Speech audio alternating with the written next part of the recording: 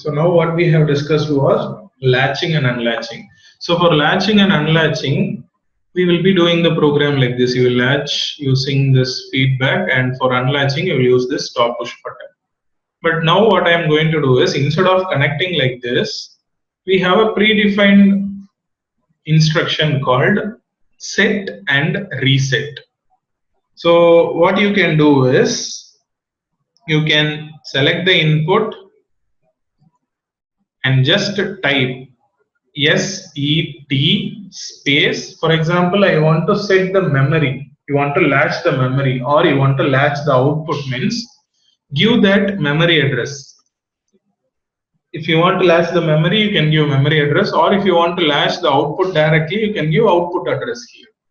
Set space this address I have given. So after this, if you give OK, what is happening? It is showing set Y0. This output is set.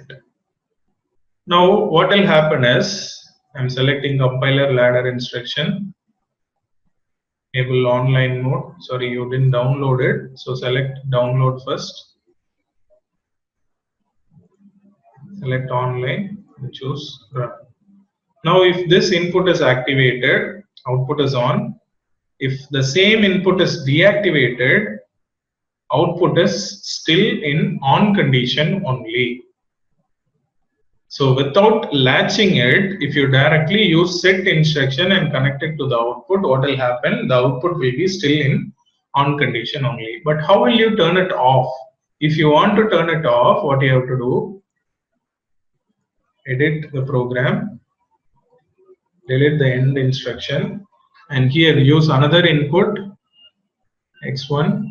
This will be stop push button, and in place of here you have used the set, so I am using reset here. Reset space Y0.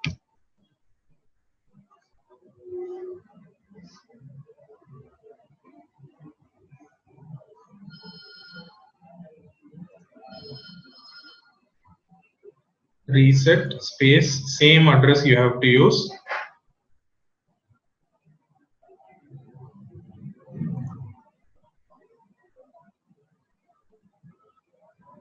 So here you cannot directly type RESET, the instruction is RST. So for reset, type RST. For set it is SET, for reset it is RST. So don't type RESET, it is RST. So after that, type end, go to compiler, select ladder instruction. If there is any error, it will show here. After that, download the program.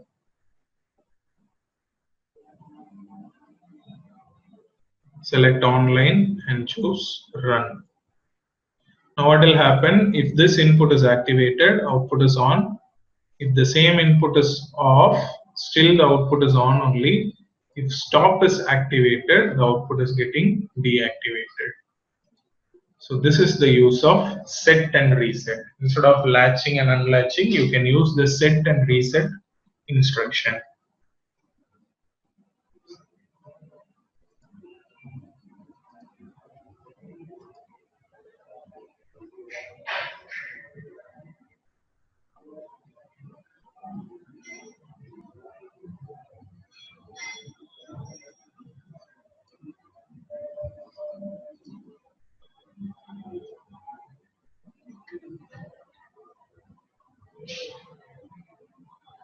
So till now what we have discussed was, we have discussed a normal input and one output. So if input is on, output will be on. If input is off, if it is latched, continuously output will be on. But normally if it is off, what will happen? Output also will be immediately off. But now we are going to discuss about rising edge and falling edge instruction. So what is this rising edge and falling edge instruction means?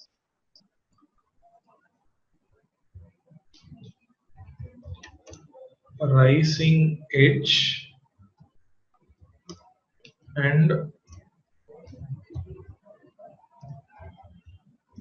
falling edge instruction. So what is the use of rising edge and falling edge instruction? Means if you use this rising edge instruction, if you're turning on the input means initially if it is off, the condition will be like this. If input is turned on, it will be activated. It will be activated. So this is off condition and this is on condition. And what will happen? Continuously the output will be on. So this is the function of normal instruction. But if you use rising edge, what will happen? It will take only this condition, that is off to on condition, it will generate a pulse. Rising edge instruction will generate a pulse during the off to on condition. And what is the use of falling edge instruction? Means it will generate a pulse from on to off condition. That is during this condition, it will generate a pulse. So rising edge, it will generate a pulse from off to on condition. Falling edge, it will generate a pulse from on to off condition, just reverse function. And what is the use of this instruction? Means, for example, I have a sensor or I have some output. I want to calculate how many times the output is on. So I want to calculate how many times the output is on. Normally what we will do, we will connect it to a counter. But for example, just assume it is very fast.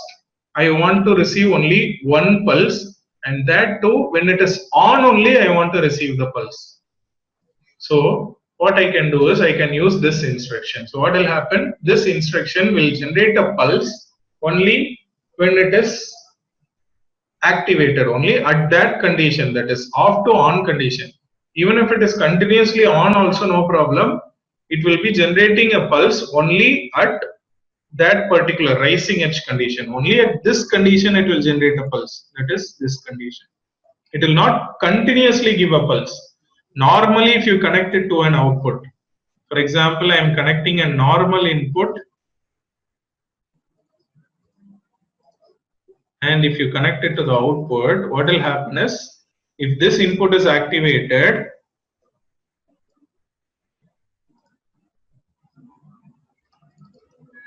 if this input is getting activated, it will be continuously on. But now I am going to use rising edge instruction. So if you want to use rising edge instruction, what we have to do is,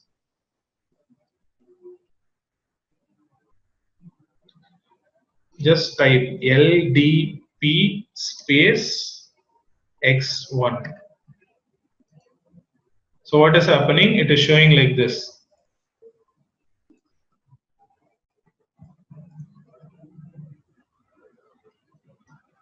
So LDP space X1, like this I have typed. This is the address, input address. Now it is showing the direction like this. Now for example, normally if you connect one output, what will happen? See, here I have connected a normal input, here I have connected rising edge instruction. If you want falling edge instruction, I am using, for rising edge you have used the LDP. Now for falling edge I have to use LDF space X2, like this I am using. So see, the arrow mark is downwards now. So rising edge means from off to on condition it will generate a pulse. Only at that pulse the output will be on and immediately off. It will not be continuously on, it will be immediately off. Same way here also I am connecting the output. So here what will happen? When the input is from on to off condition, it will give a pulse to this output. Now I am compiling it. Download.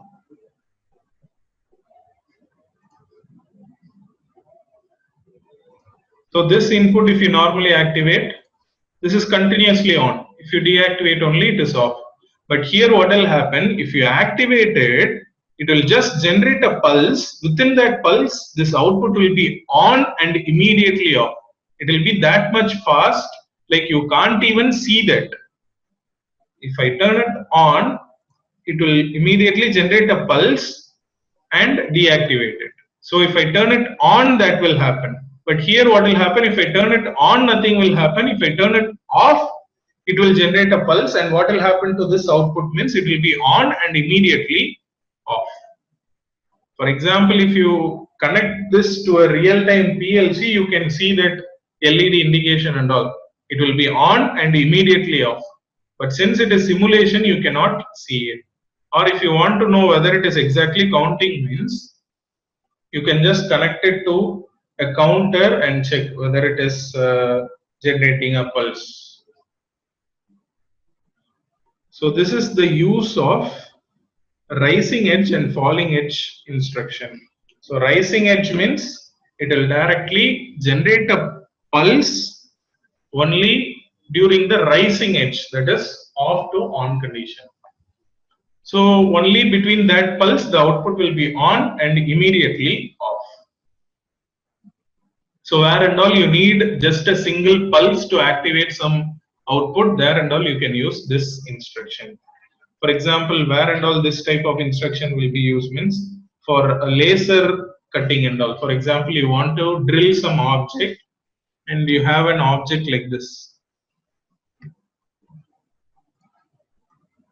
Just assume the object is this much thin and you have to drill this object, but you are not using a normal driller, you are using laser beam to drill this. So you want to make drill at this position and at this position. So you are placing this object in some other object. For example, like this, there is an object, you are placing this and you are passing the laser beam. What will happen? Laser beam will be very powerful. If it is continuously on, what will happen? It will drill it and again it will start drilling this object also. Here also it will start drilling, but that should not happen. So what we can do is we can use this type of instruction. So what will happen if laser beam is on? If I use this rising edge instruction, it will be on, drill it, immediately off. Only one pulse will be generated. So it will give a pulse so that the beam will be on and immediately off. Only a small portion will be drilled. It will not be completely drilled here. So whenever you need that type of process to be executed, you can use these instructions. So this is the use of rising edge and falling edge instruction. So this can be used either in the input side or in some cases you want to execute it in the output also, you can directly give it to output. How to give that means, for input you have used LDP and LDF. For output, you can do like this. Just connect a normal input and type PLS for rising edge. PLS space Y0. Like this you can use.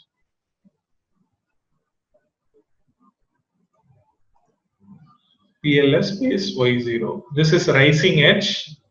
And for falling edge, what you can do, you another input, you PLF space Y, whichever output you want, you get. So what will happen? It will be like this. Now what will happen if you directly activate this input? This output will be on and immediately off. Only for that rising edge pulse it will be activated. Same way here, if you turn it on, nothing will happen. But if you turn it off only, it will generate the pulse. And only between that particular pulse, the output will be activated and immediately deactivated. So this is the use of rising edge and falling edge instruction, which is used both in the input as well as output. Input means you will use here LDP space input address. If it is output, you will use PLS. For falling edge, for input you will use LDF, and for output you will use PLF.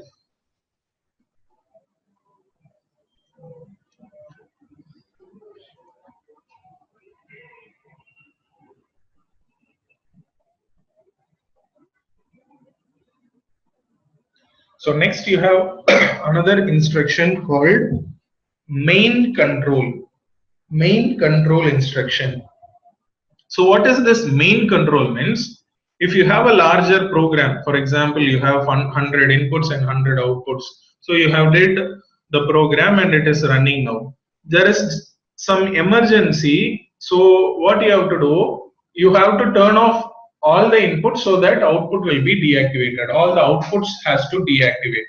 So instead of going and turning off each and every input, you can use this MC instruction, that is main control instruction. So how to use that in the program means just give an input, use MC space some you have an address N0, N1, N2 like that. For MC you have to give number 0, number 1. How many MCs you are using, that many address you will use, N0, N1, N2 like that. So MC is main control. So I have used main control at the start of my program. Next, normal program you have to do.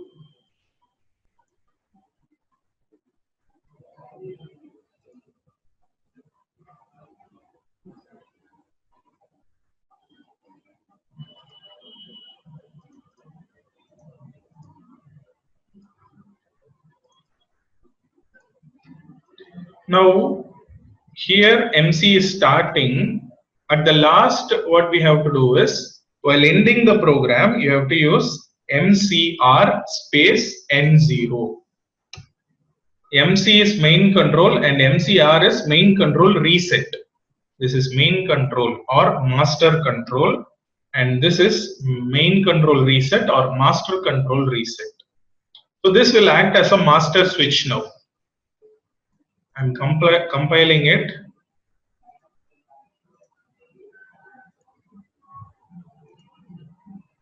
After downloading, see, I'm going to activate it. Without turning on the MCR, if you activate this, this will not be functioning. See, still the main control switch is off. So if main control switch is off, it will not be functioning. It will be functioning only when this main control is activated. If I activate this, all the outputs are functioning. Now there is some emergency. Instead of turning off each and every input, what I can do, directly go to MC, deactivate it. So what will happen? If MC is off, everything is getting deactivated. So this you can use for safety purpose programming. So MC stands for master control or main control, and MCR stands for master control reset or main control reset.